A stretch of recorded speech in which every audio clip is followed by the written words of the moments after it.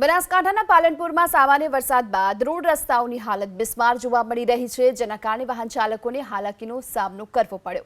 દિલ્હી ગેટથી ધનિયાના ચોકડી, Gathaman ગેટથી dairy road, Meera ગેટથી લઈ ગણેશપુરા, વિદ્યા મંદિરથી પોલિટેકનિકથી જનતાનગર સુધી સરકારી વસાહત સામે પણ ઠેર ઠેર ખાડાઓનું સામ્રાજ્ય જોવા મળ્યું, જેના કારણે લોકો પરેશાન થઈ રહ્યા છે। નગરપાલિકાના ચીફ ઓફિસરનું કહેવું છે પ્રી મોન્સૂન કામગીરી ચાલુ છે અને જે રોડ પર ખાડાઓ પડ્યા છે તેને પૂરવાની કામગીરી કરાશે।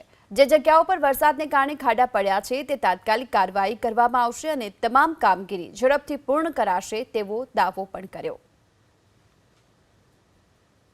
આ સાહેબ સારું થતું હોય તો કોઈ નુકસાન ના થાય સાધનનું, પછી વધે ઘટે આપણે આવવા જવાનું સારું રહે, રોડ ક્લિયર હોવો જોઈએ। આ નંબો સપોર્ટનો હોય રોડનું, કપાસિયા તક બાલુદ્રા વેરા ઘાટા સાહેબ આટલામાં ખરાબ છે રસ્તો, બહુ સાધન પણ બહુ નુકસાન આવે છે, પડીએ બી જાય છે લોકો, એ ઊભા થઈને હેડતા થાય પણ બિચારા કેને કહેવે।